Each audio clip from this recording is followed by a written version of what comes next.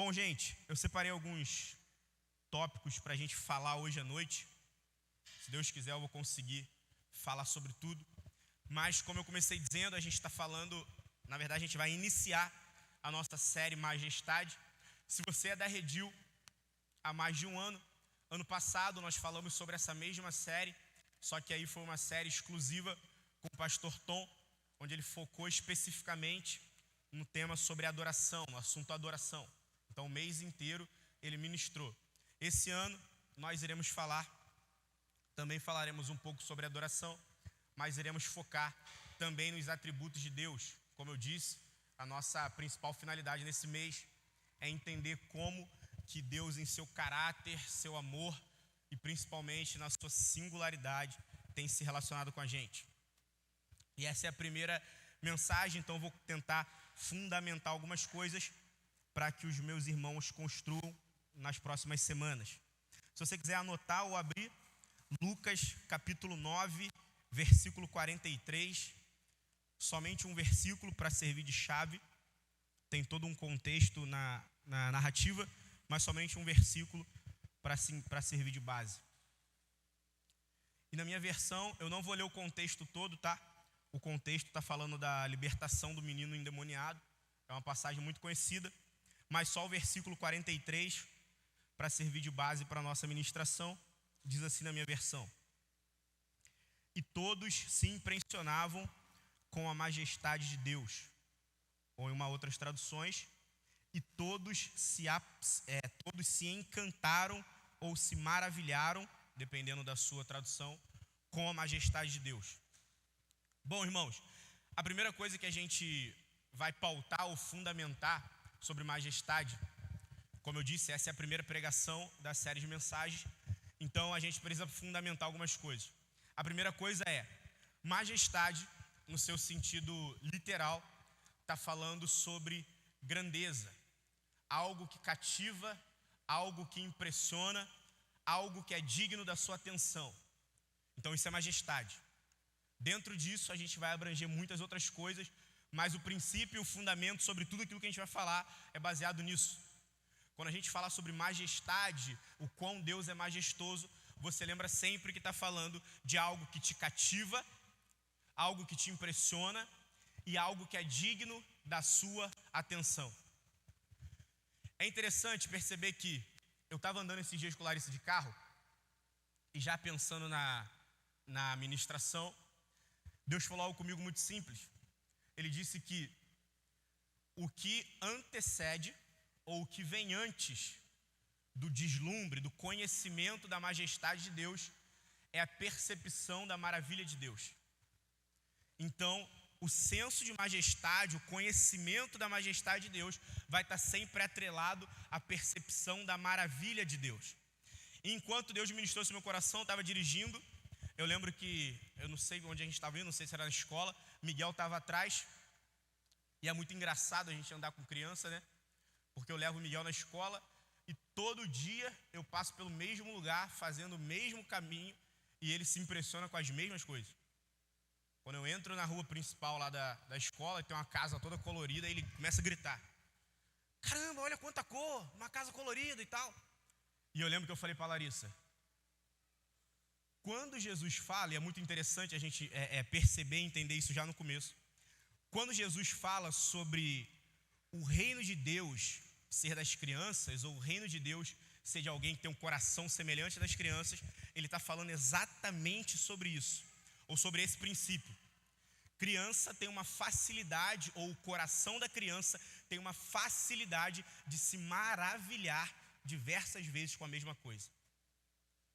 A sensibilidade, o senso fatorial da criança, ela tem essa pureza, e por que não essa graça divina de conseguir se maravilhar diversas vezes com a mesma coisa.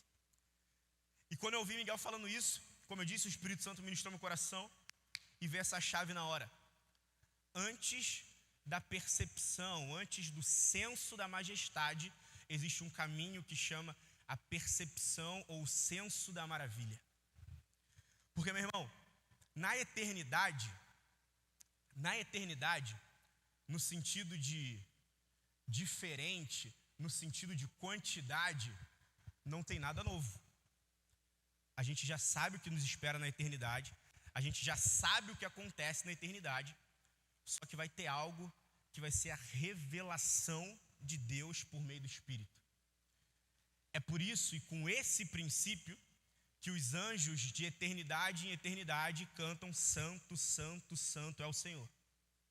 A gente já ouviu isso milhares de vezes aqui, a gente já falou isso milhares de vezes aqui. Então, Gabriel, no céu tem um retroprojetor igual esse aqui, escrito que os anjos precisam cantar? Não. Toda vez que os anjos olham para o trono de Deus, eles se encantam com aquilo que eles estão vendo. Então, de eternidade em eternidade, eles dizem a mesma coisa. Não porque eles repetem, porque já decoraram, mas porque eles estão impressionados com a maravilha que eles estão vendo. Santo, Santo, Santo é o Senhor. Santo, Santo, Santo é o Senhor.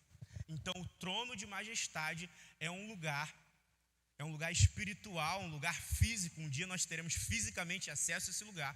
É um lugar físico, é um lugar espiritual, é um lugar real que fala da majestade de Deus, acompanhado da maravilha de Deus. Uma chave para a gente conseguir alcançar os lugares da majestade de Deus é não perder o senso de maravilha. Deus está fazendo muita coisa. Deus está fazendo muita coisa. Só que para a gente é tão comum, a gente ouve tanto, a gente vem tanto para a igreja, a gente está tanto aqui, vocês já sabem tanto que eu vou falar nessa mensagem, que vira só mais alguma coisa, vira algo comum. E aí o extraordinário acaba caindo no ordinário. E a gente começa a confundir, começa a não mais ter tato, não ter mais sensibilidade, não ter mais percepção para entender o que é aquilo que Deus está fazendo. Onde é que está a maravilha daquilo que Deus está fazendo? Onde que está o esplendor, a graça, a majestade daquilo que Deus está fazendo? Então, uma coisa urgente que a gente precisa resgatar, que a gente precisa perceber, que a gente precisa restaurar, é o coração de criança. Grave isso. Criança tem o senso de se maravilhar diversas vezes com a mesma coisa. Quando Jesus ensina, ou melhor, não o ensino oral, literal, não o ensino oral, mas literal nessa passagem, no verso 43, capítulo 9, o contexto fala sobre uma criança, um menino endemoniado, como eu disse, e aí chegam até Jesus e diz que começa a convulsionar na frente de Jesus, aquela cena que você já imagina, e aí Jesus repele, adverte, expulsa o demônio, e esse verso 43 fica no ar. E as pessoas se impressionaram com a majestade de Deus, com a majestade de Jesus. E eu percebi que, embora Jesus tivesse feito um milagre claro, real, evidente, na frente de todo mundo, existia um encanto por aquilo que ele carregava. Eu acho que Lucas é muito detalhista quando ele faz questão de relatar que as pessoas não simplesmente se impressionaram com o milagre de Jesus, elas se impressionaram com a majestade de Jesus, se impressionaram com aquela luz, se impressionaram com aquilo que tem por trás. Já falamos aqui também diversas vezes, uma das grandes chaves da nossa caminhada no Evangelho, mas das grandes chaves da nossa caminhada com Deus, é conseguir olhar para Jesus e ver Cristo por trás de Jesus. Por trás de simplesmente um homem, por trás simplesmente de um judeu de 33 anos, você consegue ver Deus encarnado. Então existe essa majestade, existe esse esplendor, existe essa glória andando juntamente com Jesus. E para a gente, na prática, o que isso é importante? Para a gente, o que isso serve no dia a dia? Como que eu aplico isso no meu dia a dia? Como é que vai ser útil? Como que eu vou conseguir usar com quem não conhece Jesus, seja no meu trabalho, na minha faculdade, na minha escola, na sua casa, na sua rua, sei lá, onde quer que seja. Como que se evidencia na prática? Hoje de manhã, um dos temas da nossa oração de manhã, a gente ministrou sobre Efésios capítulo 6, foi até a pauta do Léo, e depois a gente ministrou um pouco sobre isso. E uma das coisas que a gente falou foi da ênfase que Paulo dá quando ele está orando, ou melhor, quando ele está escrevendo a carta aos Efésios, e ele pede no final da carta para que orem por ele. Ele pede no final do capítulo para que a igreja ore por ele. Então é muito importante que, eu falei de manhã, percebe que Paulo, depois de Jesus, o maior pregador do evangelho, grande homem de Deus, Paulo está preso. A gente conhece essa passagem, a carta de Efésios, quando ele escreve, ele está preso. E Efésios capítulo 6, versículo 18, 19, 20, ele está escrevendo, ele está terminando de escrever a carta para a igreja de Éfeso. E ele fala: meus irmãos, com tudo aquilo que vocês têm, com todo o seu espírito, com toda a súplica, com toda perseverança, orem por todos os santos e principalmente, orem por mim. Orem por mim. E eu fiquei imaginando, caramba, por que Paulo, sendo esse homem que foi, tendo o conhecimento que teve, acessando lugares que nem vale a pena falar, ou que se falasse ninguém entenderia, como ele mesmo diz, por que ainda assim Paulo pede para que a igreja ore por ele? Por que ainda assim Paulo pede que os irmãos orem por ele? Foi como eu comecei orando aqui. Eu aprendi isso com a minha mãe. Por maior que seja o seu ministério, por mais influente, eloquente, por melhor que você possa ser na questão prática, na questão da pregação, tudo que você faz na igreja, por melhor por maior que você acha que isso é, a gente só está de pé, ou você só está de pé porque tem alguém que ora por você, tem alguém que está orando por você. E no campo do entendimento daquilo que Deus está fazendo dentro da igreja, o que isso é importante? Paulo ele está dizendo que existe uma porção da majestade de Deus dentro de cada um. Existe uma porção da majestade de Deus dentro de cada um de nós.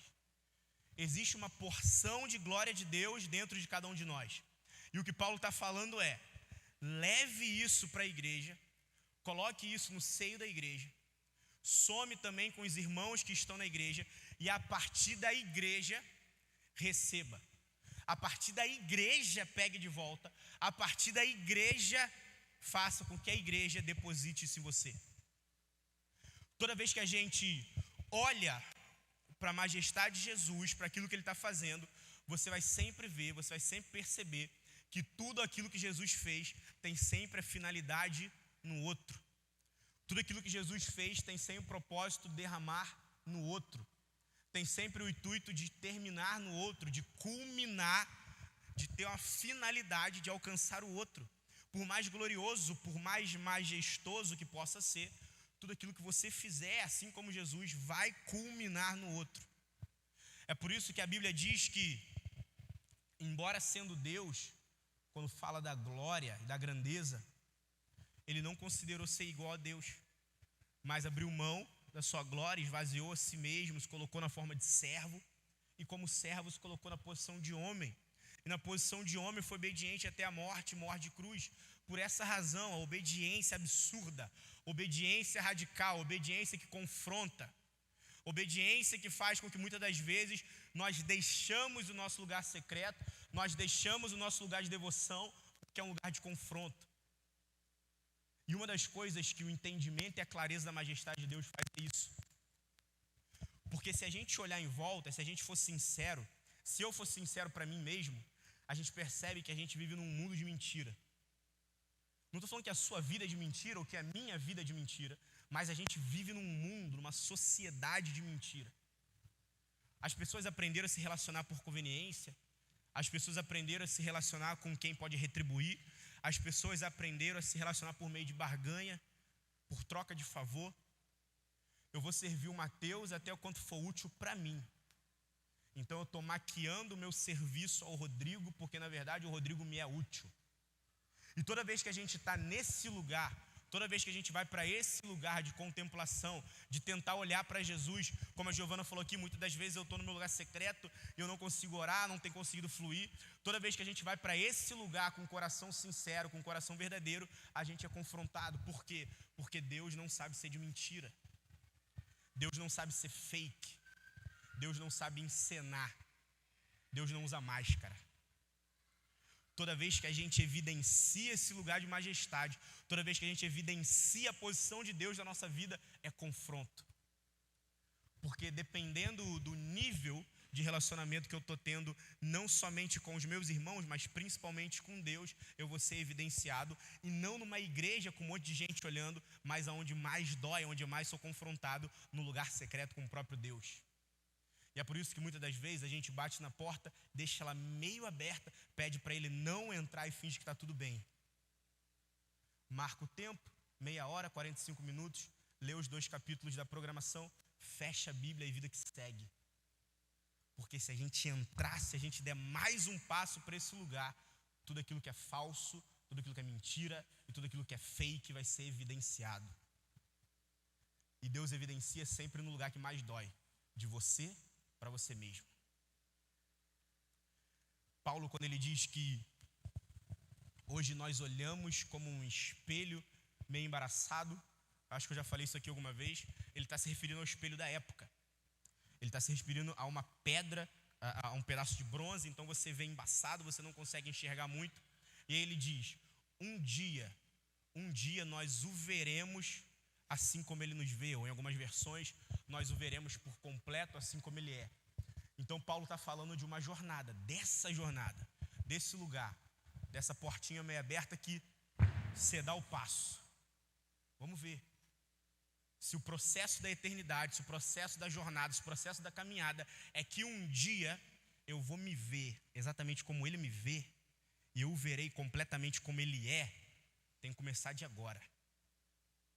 E eu evidencio, e eu repito, dói muito esse processo, porque toda vez que a gente entra nesse lugar de majestade, maravilha e graça, a gente se relaciona com um Deus que não sabe ser fake, que não sabe ser de mentira, que não sabe manipular as emoções para te agradar, dependendo da maneira com que você entra, dependendo da maneira com que você está.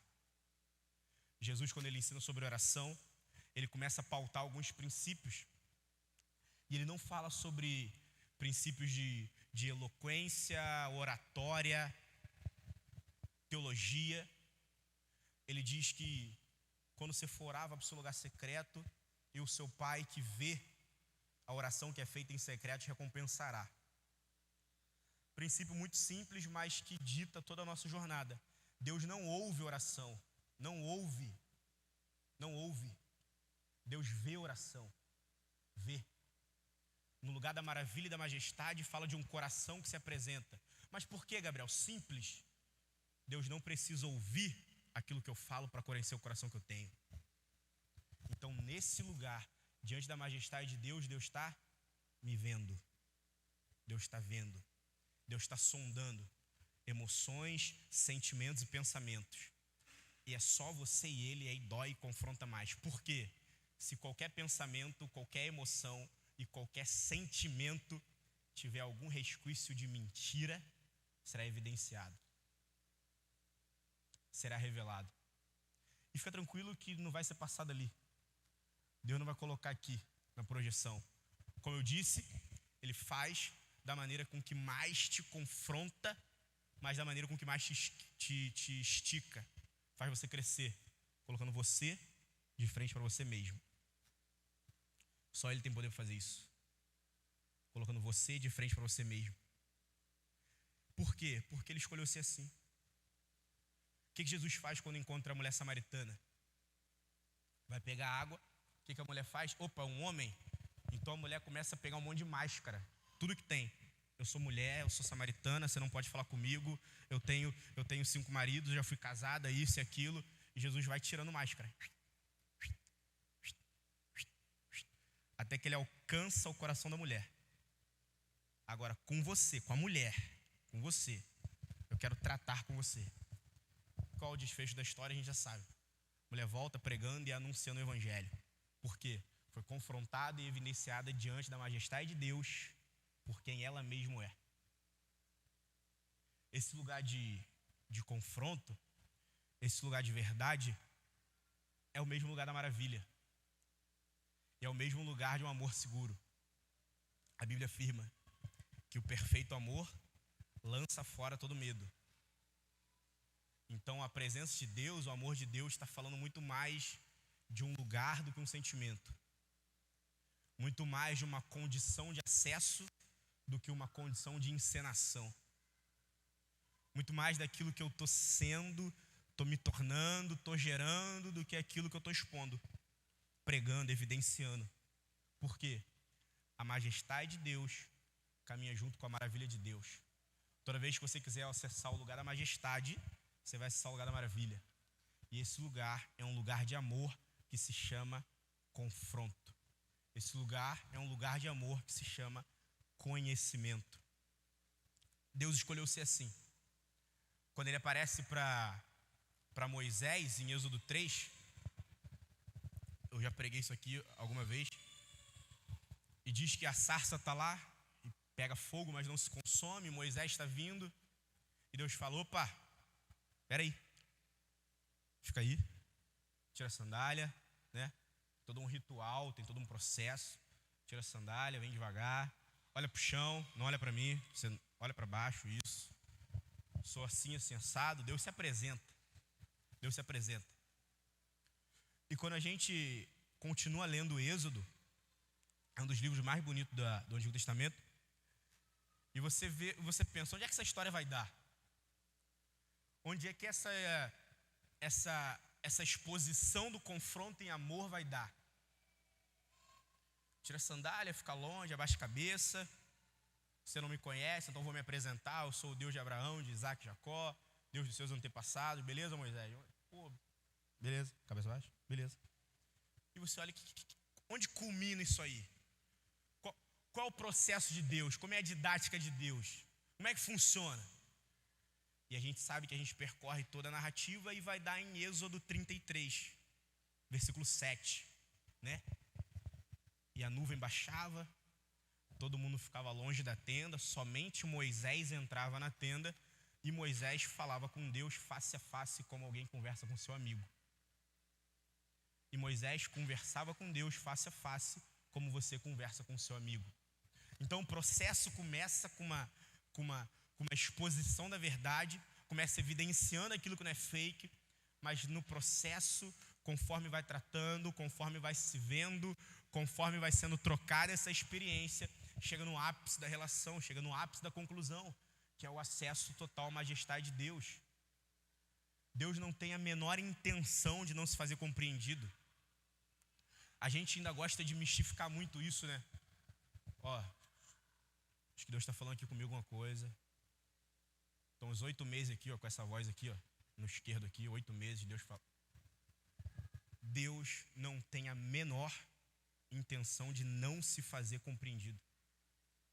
Se tem alguém que está sedento, se tem alguém que ainda mais do que você quer que você ouça, entenda e receba aquilo que ele está falando, é o próprio Deus.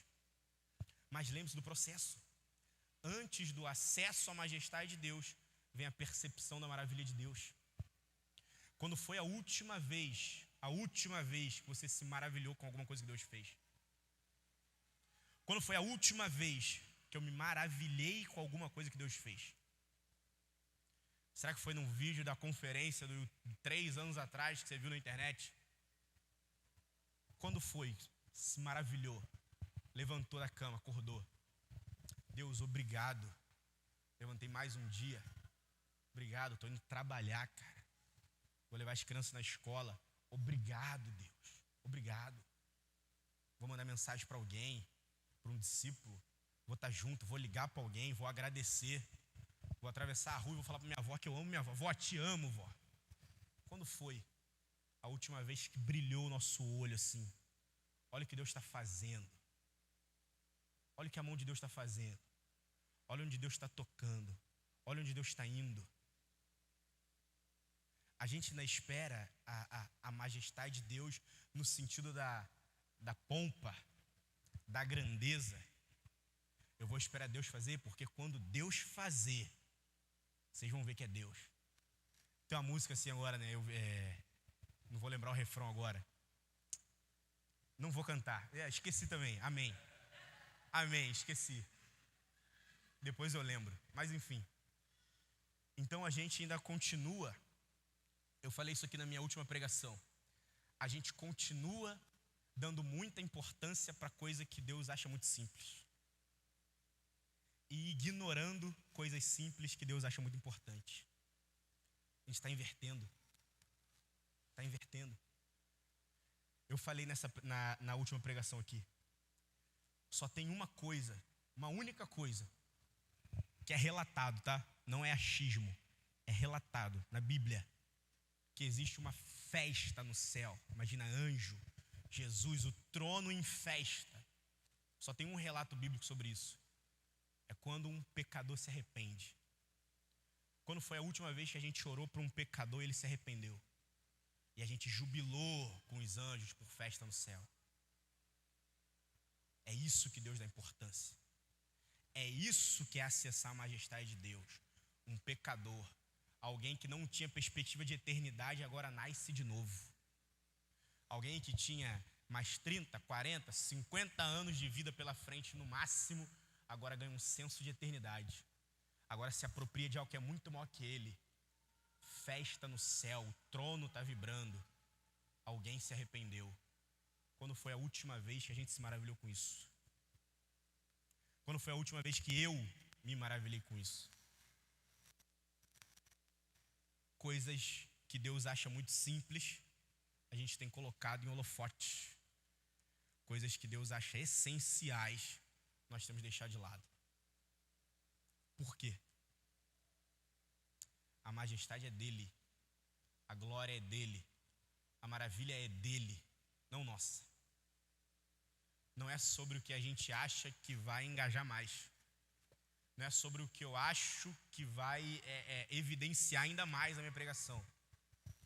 É única e exclusivamente sobre aquilo que Deus está fazendo, e ponto. Deus está fazendo. Deus não parou. Ah não, mas eu fiquei aí 3 meses aí sem ir para a igreja, estava meio desanimado. Deus fez. Não, essas 2 últimas semanas aí eu tô meio devagar e tá. Deus continuou fazendo. Não, Gabriel, mas estou meio enrolado agora, o trabalho vai aumentar, a faculdade, então os próximos 6 meses aí eu vou entregar o ministério e a função. Deus vai fazer. Vai fazer. A majestade de Deus sempre vai apontar para Deus. Por isso que Hebreus fala que Jesus é o esplendor, o reflexo, aquele que reflete a expressão exata de Deus. Jesus não lembra Deus. Caraca, ele parece com Deus, ele tem traços de Deus. Não. Jesus é a expressão exata de quem Deus é. Então você olha para Jesus, você vê Deus. As pessoas olham para você, veem Jesus. Automaticamente, nós somos encarregados de apontar o canhão da majestade de Deus para quem nos cerca. Nós somos encarregados de refletir com o canhão da majestade de Deus os lugares que a gente entra, as situações que a gente gere, que a gente conduz. Eu perguntei na última pregação, né? Os lugares que você frequenta, sua faculdade, seu trabalho, a casa de um parente, continuam da mesma maneira depois que você chega? Responde aí para você. O meu trabalho continua da mesma maneira depois que eu chego? A minha faculdade é a mesma depois que eu entro? Fim de semana na casa de um parente, as conversas são a mesma depois que você senta na mesa? Carregadores da majestade, homens e mulheres que têm levado aquilo que Deus é, onde quer que estejam. O texto que eu mais gosto na Bíblia, Hebreus 11, só vou olhar o versículo aqui para me certificar, não falar errado. Hebreus 11, 23. Quando começa a falar dos heróis da fé, e a gente já sabe esse contexto, já conhece o texto. Eu, por ser muito curioso, eu acho que eu falei isso aqui de manhã. Toda vez que eu vou pregar ou vou dar alguma aula, alguma coisa, eu gosto de pesquisar os versículos, gosto de ler naquela Bíblia de estudo do celularzinho, né? Tem as traduções e tal, mas não vai ter mais unção, não, nada disso, é só curiosidade mesmo, porque eu gosto de ser curioso. E aí eu lembro que uma vez eu estava lendo esse texto de Hebreus 11, 23, para falar que, pela fé, Moisés não considerou ser chamado filho da filha de Faraó. Muito pelo contrário, considerou maior riqueza sofrer com o povo de Cristo do que desfrutar das riquezas do Egito. E Moisés então abriu mão de tudo aquilo que tinha, fugiu, né? Parafraseando. E o último versículo falando sobre Moisés diz: porque ele viu aquele que é invisível. Então, em algum momento da jornada, em algum momento da vida, em algum momento da caminhada, Moisés viu aquele que é invisível. E eu já falei aqui, né? Homens e mulheres muito usados por Deus tem pelo menos uma característica de um maluco, de um lunático. Que qual que é? Ouvir aquilo que ninguém está ouvindo. Você passa com um cara e o cara... Ai, tá ouvindo? Não. Ih, o cara tá maluco. Por quê? Tá ouvindo aquilo que ninguém tá ouvindo. Só que um ponto crucial é: homens e mulheres que ouvem aquilo que ninguém tá ouvindo, vivem de uma maneira que ninguém tá vivendo. Homens e mulheres que vivem de uma maneira que ninguém está vivendo são um grande apontamento para aquilo que Deus está fazendo. Presta atenção. Ouvir o que ninguém está ouvindo, você vai viver de um jeito que não tem ninguém vivendo. Louco. Homens e mulheres chamados de loucos são aqueles que têm confundido os sãos. Têm confundido os sábios. Então eu estava lendo Hebreus 11, e quando, nesse versículo que diz, Moisés viu aquele que é invisível, a tradução da Bíblia de Estudo diz que Moisés percebeu aquele que é despercebido. Aí você fala, putz, pega a chave assim, ó, virou, aí mudou tudo. Moisés percebeu aquele que era despercebido. Aprofunda ainda mais. Então quer dizer que sempre teve? Quer dizer que sempre estava ali? Quer dizer que sempre estava no meio? É. Só que ninguém percebeu. Estava passando despercebido. Estava passando como mais um. Estava passando como mais um alguém. Fazia parte do cotidiano. Não afetava a rotina. Não mudava em nada a vida normal que você leva. Não muda em nada a vida normal que eu levo. Caraca, forte, Grama. É. Por isso que muitas das vezes Jesus é despercebido. Está aqui, está do lado, está perto. Às vezes intervém numa situação, mete a mão numa circunstância, faz alguma coisa, mexe um pauzinho aqui, mexe um pauzinho ali. Só que na vida normal que eu levo, na vida normal que você leva, ele tem passado despercebido. A gente tem muitas das vezes pregado sobre Jesus, cantado sobre Jesus, ensinado sobre Jesus, e quando a gente chega em um lugar, ninguém percebe que Jesus chegou. A gente prega uma mensagem muito bonita, a gente tem uma mensagem muito clara, muito pronta, mas eu chego num lugar e ninguém percebe que Jesus chegou. Está passando despercebido. Qual o trabalho então de quem recebeu? Qual o trabalho então de quem foi incumbido da missão? É fazer com que percebam, é fazer com que vejam, é fazer com que tenham acesso, tenham conhecimento, sintam aquilo que ninguém ensina, aquilo que ninguém está vendo, aquilo que ninguém está percebendo. Eu falei e reitero, homens e mulheres, não se preocupem muitas das vezes. O William falou para mim atrás esses dias. Cara, eu fico andando na rua, falando sozinho.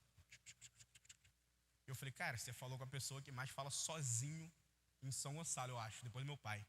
Meu pai chega a ser bizarro. Falo sozinho o tempo inteiro. Às vezes eu estou em casa, eu vou para a sala assim, deixo o Larissa, e é bizarro porque eu falo sozinho, de falar sozinho. Cara, se eu andar aqui, o que eu acho que vai dar aquilo ali? Cara, vamos ver vamos quem? Eu falo sozinho nesse nível, é sério, falo sozinho. Maluco, será? Louco? Talvez. Opa, pode ser que Deus quer fazer alguma coisa aí, hein? Opa, pode ser. Liga a anteninha. Homens e mulheres que veem o que ninguém está vendo, ouvem o que ninguém está ouvindo, vão viver de uma maneira que não tem ninguém vendo. Hoje para a gente é comum. Hoje a gente lê uma história e pensa no filme lá do Hollywood, né? Mas você imagina, por exemplo, Noé. Imagina. Construir uma arca. Um vizinho de Noé que passa e... Porra, maluco. Pediu demissão do emprego. Por quê? Tá construindo uma arca. Não tem tempo para trabalhar. Festa de fim de ano chega atrasado. Por quê? Tá construindo uma arca. Senta na mesa, reunião da família, é o bobão, é o zoado. Por quê? Tá construindo uma arca. Uma arca, não é? Uma arca. Eu nunca esqueço isso porque foi o que meu pai me falou no meu casamento. Eu de frente para Larissa. Meu pai falou, ó, casamento é igual uma arca, tá? Ou seja, pode investir todo o dinheiro que você tem, todo o intelecto que você tem, todo o recurso, todo o conhecimento que você tem. Tudo que você tem, você investe no seu casamento. Porque ele não vai afundar. De jeito nenhum. Esse é o coração de Noé construir uma arca. Vale a pena, então, gastar todo o intelecto, dinheiro, tempo, recurso, conhecimento, contato, disposição, agenda, naquilo que Deus está fazendo? Vale. Por quê? Porque não vai afundar. Não vai dar errado. Não vai dar errado. Aquilo que Deus falou que Ele ia fazer, Ele ia fazer. Eu preciso depositar fé nisso? Não, Deus não trabalha com crentice. Deus não trabalha com crédito que você dá para aquilo que Ele está fazendo. Deus é um Deus de convicção. Deus está fazendo, ponto. Ele nos envolve naquilo que Ele está fazendo. E o privilégio de participar daquilo que Deus está fazendo é ter acesso a quem Deus é. Por isso que o segundo grande princípio para entender a majestade de Deus é através da paternidade de Deus. Só isso. Esse foi o meio pelo qual Deus escolheu se relacionar. Esse dia eu estava dando almoço para Miguel, passando no Instagram, e acho que, se eu não me engano, acho que foi um recorte lá da última conferência de Scope, e Paulo Borges falou algo incrível, que eu fiquei voltando o vídeo toda hora. Ele disse que quando Jesus foi explicar para os discípulos sobre a crucificação, né, a entrega, o sacrifício, a morte redentora, a crucificação. Ele foi explicar para os discípulos a crucificação, ele preparou uma mesa e explicou na ceia.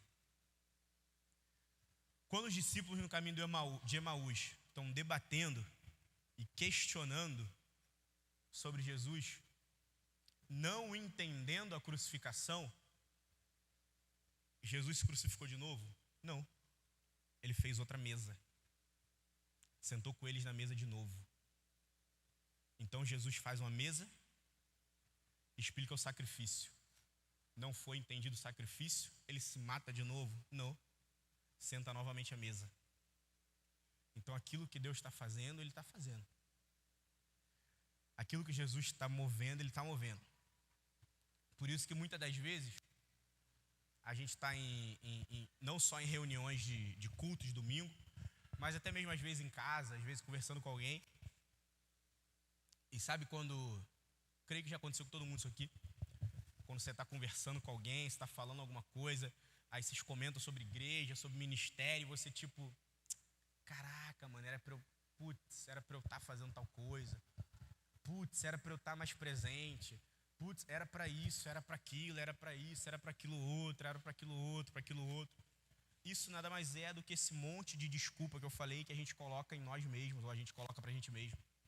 Por isso que o lugar do confronto em amor, por isso que o lugar do encontro, por isso que o lugar da intimidade, o lugar do acesso à glória, à majestade, o lugar do acesso à maravilha, vai ser sempre, sempre. Jesus não muda de trabalhar. O confronto em amor. João 15 vai falar que Jesus está indo encontrar Pedro. João capítulo 15, versículos 15 em diante. Ele está indo encontrar Pedro, está indo encontrar os discípulos, e ele chama Pedro para conversar. E a gente já sabe dessa passagem. Mas o que me constrange, o que me confronta muito é a maneira com que Jesus se relaciona, é a maneira com que Jesus lida com os processos, a maneira com que Jesus lida com os problemas e principalmente a maneira com que Jesus lida com gente, com pessoa. Que talvez seja a forma com que a gente mais erra, a maneira com que eu mais erro. Olha para Jesus e olha como Jesus lida com pessoas, cara. Por isso a nossa oração aqui é sempre pastorear com o coração de Jesus.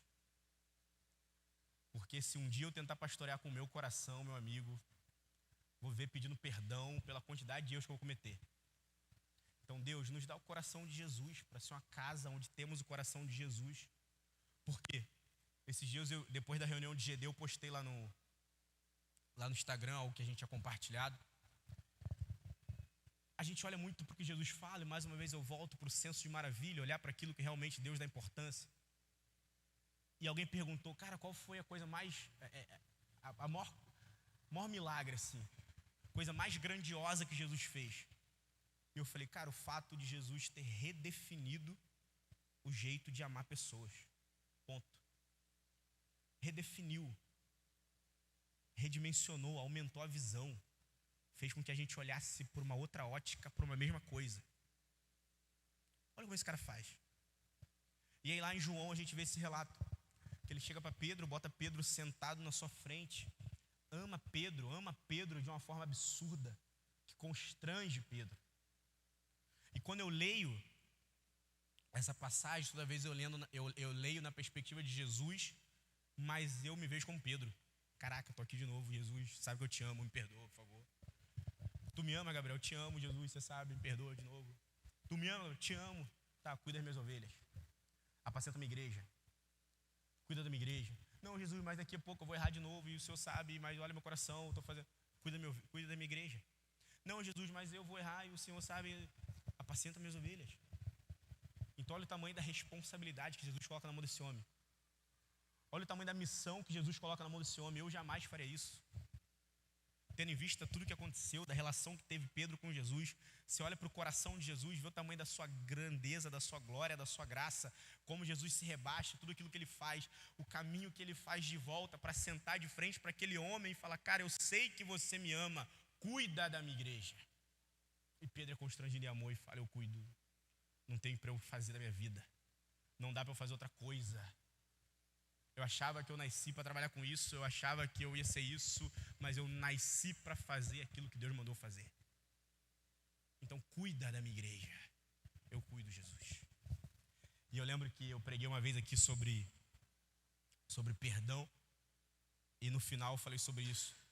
Quando o anjo aparece, ele fala para as mulheres, vão lá, avisa os discípulos e a Pedro que eu estou indo encontrar com eles. Mas na hora de tratar Pedro, Jesus chega. Jesus chega. Sabe o que eu aprendo com isso? Toda vez que Jesus quiser falar algo para você, toda vez que Jesus quiser te mostrar algo, toda vez que Jesus tiver te dar um direcionamento, ele pode até mandar alguém te dar um recado. Mas quando é para tratar o seu coração, ele vem pessoalmente. Quando é para reposicionar o seu coração, ele vem pessoalmente. Ele faz questão. É como se ele estivesse olhando para Pedro e falando, não vou aceitar, não vou aceitar. Eu te chamei, eu conheço o seu potencial, eu sei quem você é, eu te escolhi. Lembra lá quando eu te chamei? Lembra lá aquele retiro que você foi lá em 2008, da juventude, lá com a camisa laranja? Então, é aquele mesmo Jesus. Caraca. Lembra aquela peça do Giovanni Si que você viu, chorou pra caramba e colocaram a mão em você, falaram com o seu ouvido? É esse mesmo Jesus. Chamou, é o mesmo plano, a mesma missão. O problema é que, durante a caminhada, durante a jornada, nós estamos dando importância para coisas que Jesus acha pequena e dando holofote para aquilo que Jesus não se importa muito. Toda vez que a gente altera a caminhada, toda vez que a gente alterna a caminhada, vai ficando mais cansado, vai ficando mais puxado, vai ficando mais pesado, até o momento que a gente para. Até o momento que a gente cansa. E o que Jesus está falando é, existe um acesso para a minha majestade, como eu falei no começo. Existe um lugar em que você olha e você vê, te cativa, te emociona e te faz admirar. esse lugar precede a percepção da maravilha. Deus fez algo poderoso hoje de manhã. Deus fez algo poderoso hoje à tarde na sua casa, talvez. E a gente não percebeu. Por quê? Estava ali, estava perto, mas passou despercebido. Estava ali, estava perto, mas eu dei atenção para outras coisas. Tem uma passagem muito interessante. Eu já vou caminhando para o final. Quando Pedro anda sobre as águas. E Pedro é esse cara. Pedro é esse cara. Eu sempre brinco que quanto mais eu tento me parecer com Jesus, mais eu vejo que sou igual a Pedro. Caraca, eu aqui, ó. E Jesus amou Pedro e Jesus me ama, amém. Pedro vai andar sobre as águas e é literal e é muito profético. Que ele olha para Jesus e ele fala: caraca, é Jesus. E Jesus andando sobre as águas. E Pedro fala assim: Jesus, se você mandar eu ir até você, eu vou. A fé do cara.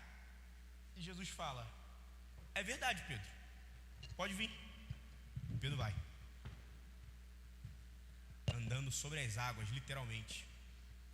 E o versículo seguinte diz que: e então Pedro começou a reparar as fortes ondas e o barulho do vento, e então começou a afundar. Como eu disse, é literal, mas é muito profético. Toda vez que você recebe uma palavra de Jesus, anda sobre ela, por mais improvável que seja. Sobre as águas. O cara está andando sobre as águas. Só que no meio do caminho, qual é a nossa tendência? O que a gente tende a fazer no meio do caminho? A gente começa a olhar para a circunstância. Então Jesus mandou andar sobre as águas, só que o vento está muito forte, a onda está muito alta. Então aquilo que me cerca tem mais poder de influência sobre aquilo que Jesus falou. E qual é a consequência disso? Você afunda. Embora que a palavra tenha sido dada pelo próprio Deus. Por quê? As circunstâncias e consequências sobrepuseram aquilo que Deus falou. As circunstâncias e consequências falaram mais alto do que aquilo que Deus falou.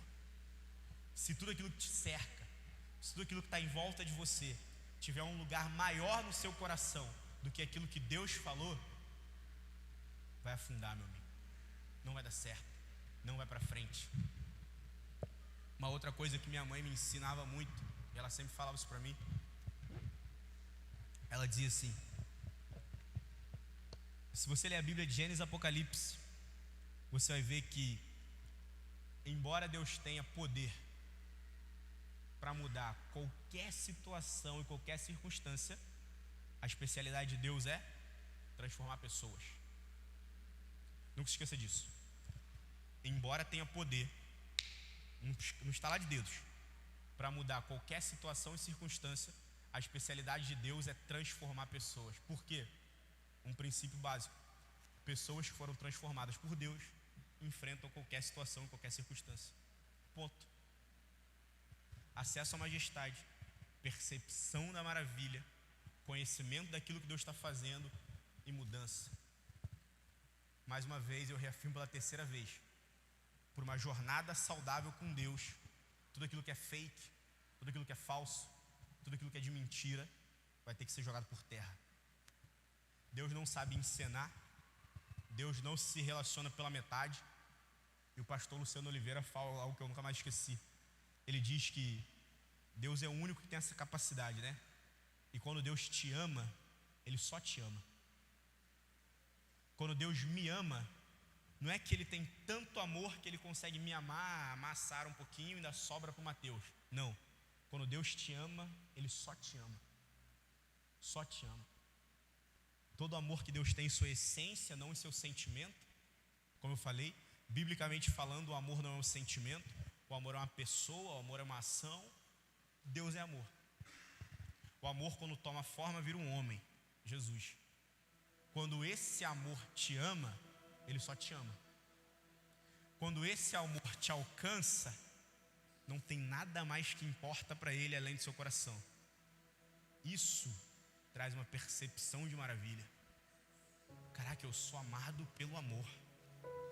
Senso de majestade. Deus me ama e Ele só me ama.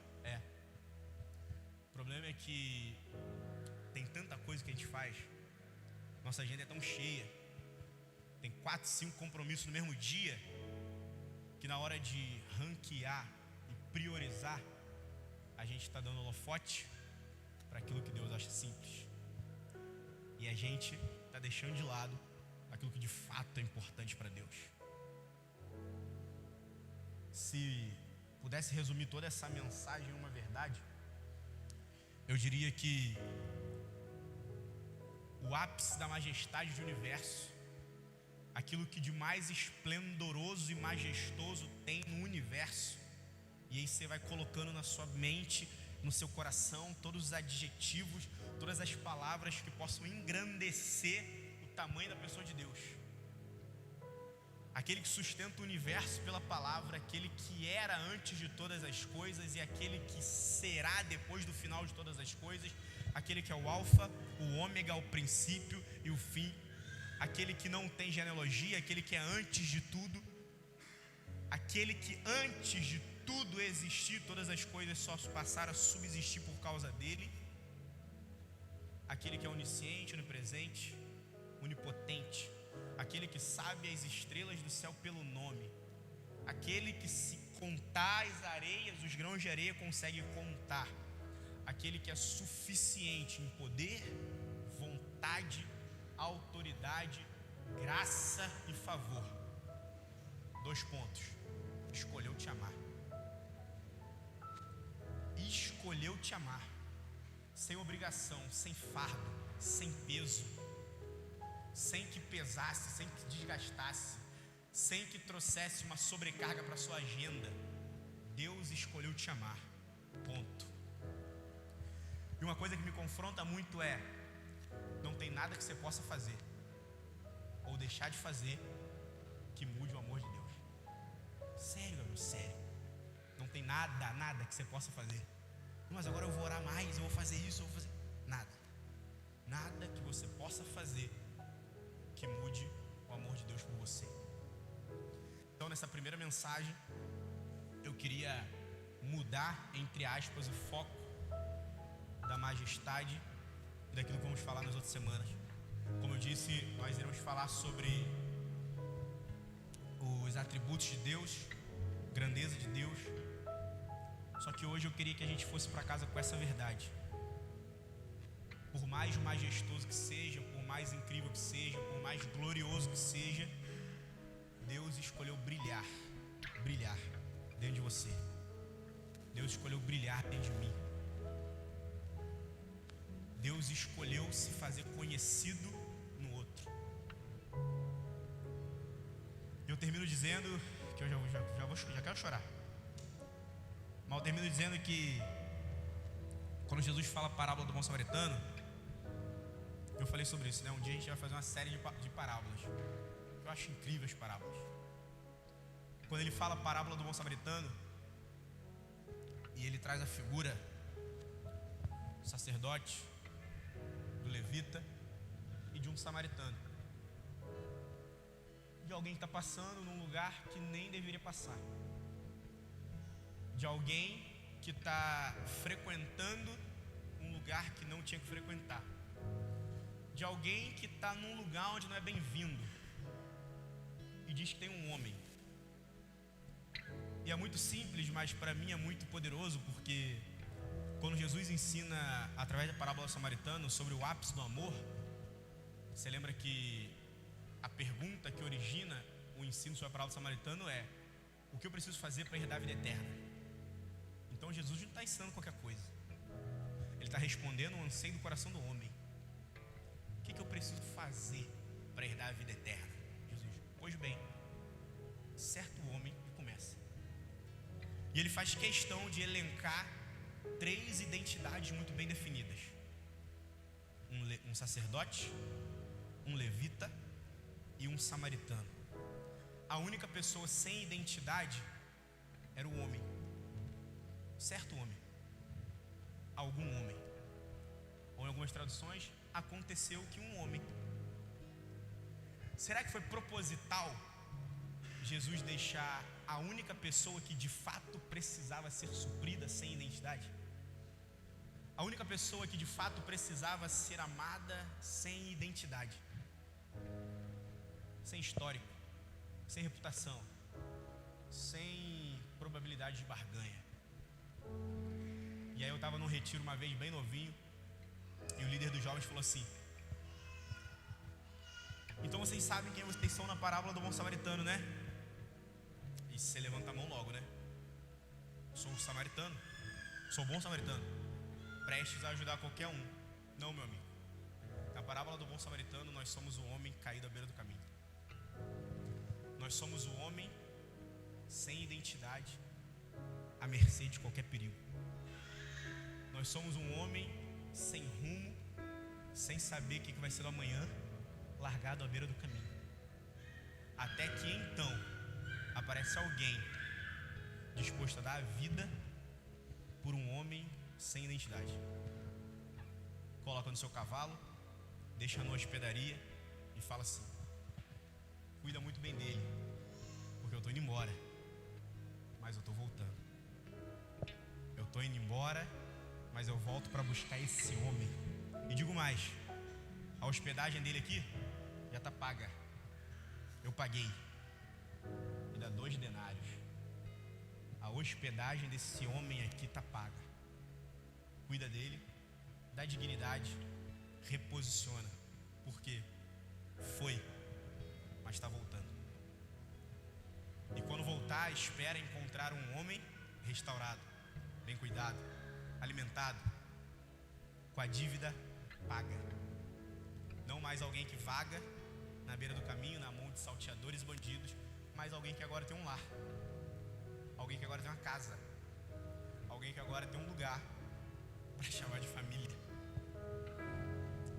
A graça da parábola do bom samaritano é essa: que um homem sem identidade, largado à beira de um caminho, foi achado por alguém que numa condição melhor, numa necessidade melhor, se colocou no lugar do outro.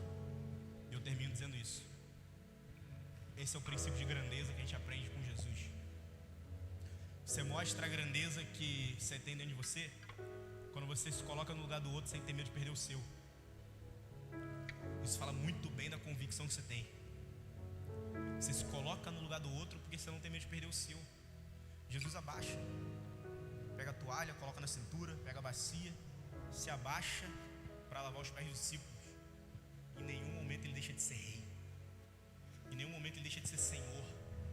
Em nenhum momento ele deixa de sustentar o universo pela palavra. Por quê? Tinha convicção de quem ele era.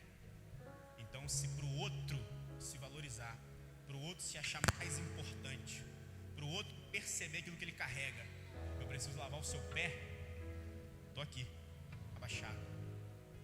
Jesus redefine o sentido de grandeza. Jesus redefine aquilo que é muito mais importante. Jesus redefine a missão do seu ministério: dar importância para as pessoas, amar as pessoas e reposicionar as pessoas. Faz um teste com você mesmo. Pega as 5 pessoas que você mais se relaciona, coloca numa lista o tanto de importância que você dá para elas. Você vai ver que pessoas que se sentem importantes produzem mais. Pessoas que se sentem importantes rendem mais. Pessoas que se sentem importantes amam mais. Por quê? Porque agora são parte daquilo que está acontecendo. Se coloca de pé no seu lugar, a gente vai orar junto.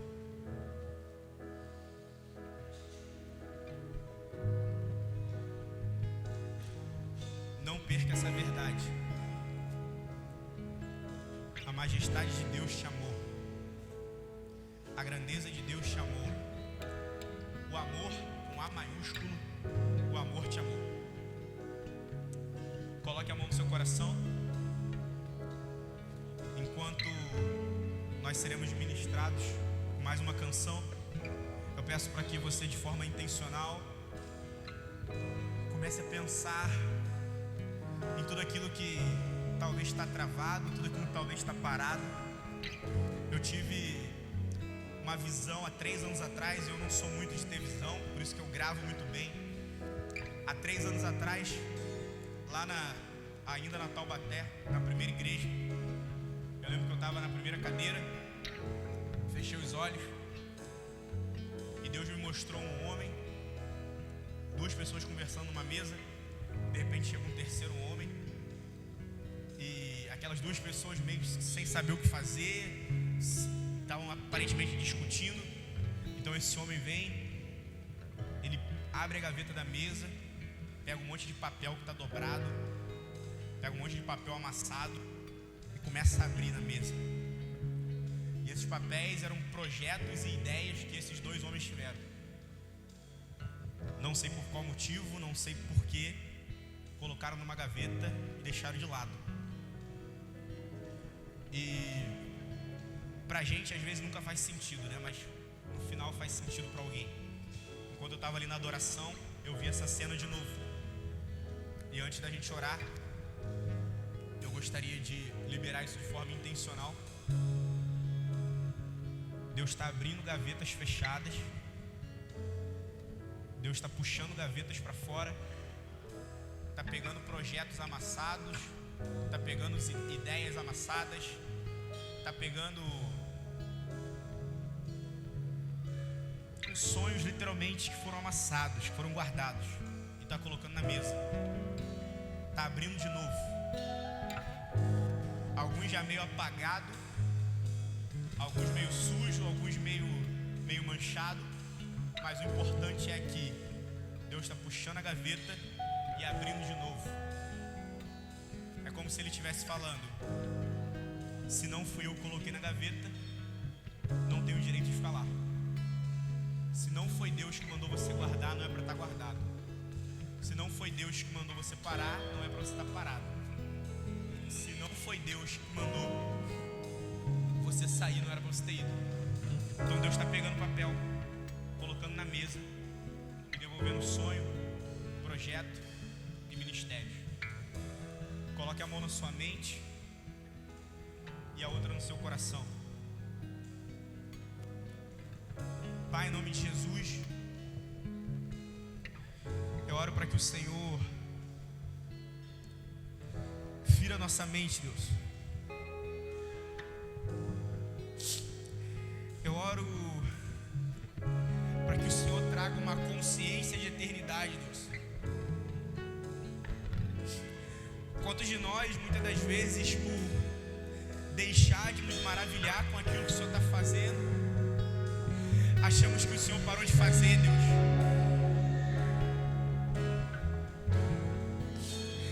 Oh Jesus, quantas vezes, por deixar de sentir, achamos que o Senhor não se move mais, Deus.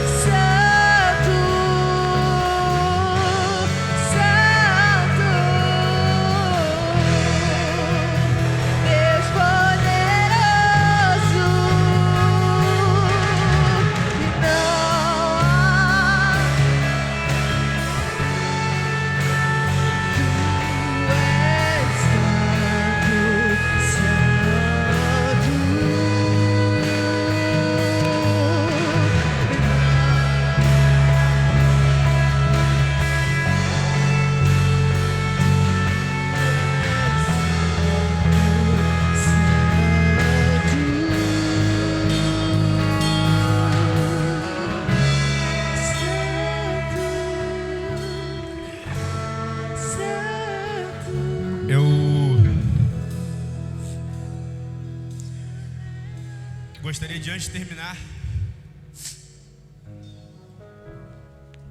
fazer mais uma oração intencional. Como eu falei, se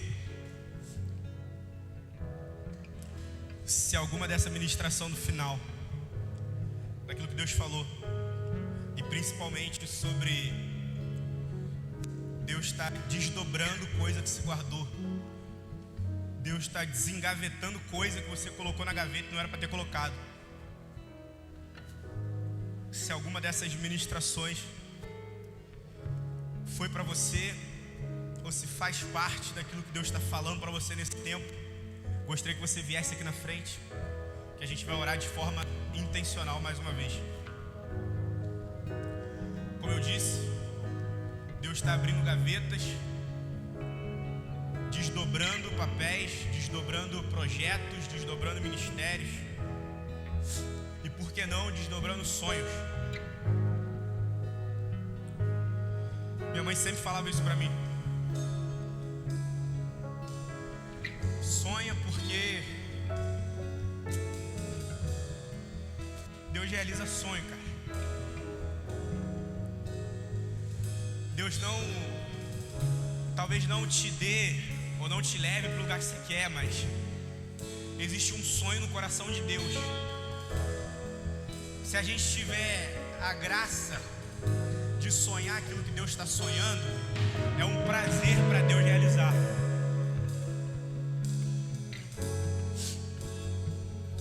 Pai, em nome de Jesus, eu quero orar por cada um dos meus irmãos que veio aqui na frente.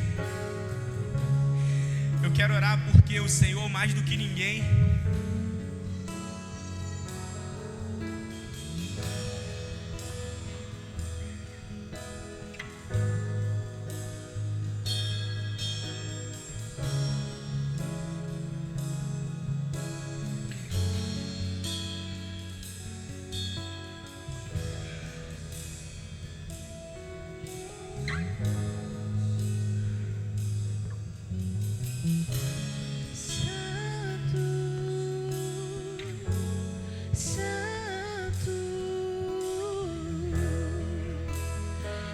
Deus poderoso.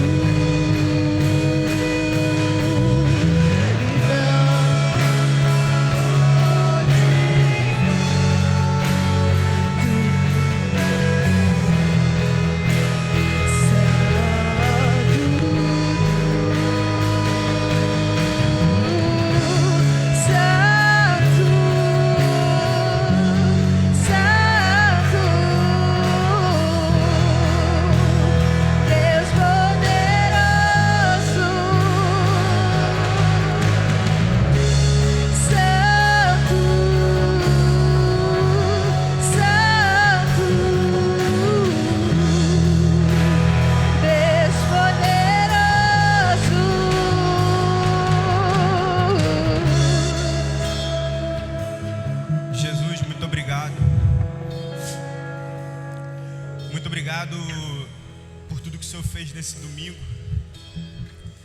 desde o nosso encontro da manhã. Jesus, muito obrigado porque o Senhor sempre responde. Muito obrigado, Jesus, porque o Senhor é um Deus real, o Senhor é um Deus vivo, é um Deus relacional. Muito obrigado, Jesus, porque sonhos, ministérios, projetos foram trazidos diante do teu altar, Deus. Que o Senhor possa receber, que o Senhor possa pegar, que o Senhor possa sondar o nosso coração, como a Bíblia diz, e se há algo verdadeiro, se há algo puro, se há algo bom, Jesus, isso o Senhor considere. Jesus, nós te amamos. Para nós é um privilégio participar daquilo que o Senhor está fazendo. Toca agora de forma intencional cada um dos meus irmãos que vieram aqui na frente. O Senhor sabe de cada projeto, o Senhor sabe de cada sonho, o Senhor sabe de cada ministério. Que o Senhor possa abençoar na medida que o Senhor achar justo. Que o Senhor possa abençoar na medida que a gente corresponder àquilo que o Senhor está fazendo e principalmente ao seu chamado. Muito obrigado, Deus, nós te amamos, nós amamos a quem você é, nós amamos a maneira com que o Senhor se relaciona, nós amamos a maneira com que o Senhor fala e nós amamos aquilo que o Senhor está fazendo em nosso meio. Mais uma vez, muito obrigado, Jesus. Receba a nossa oração sincera e os nossos mais fortes aplausos. Aplauda ao Senhor.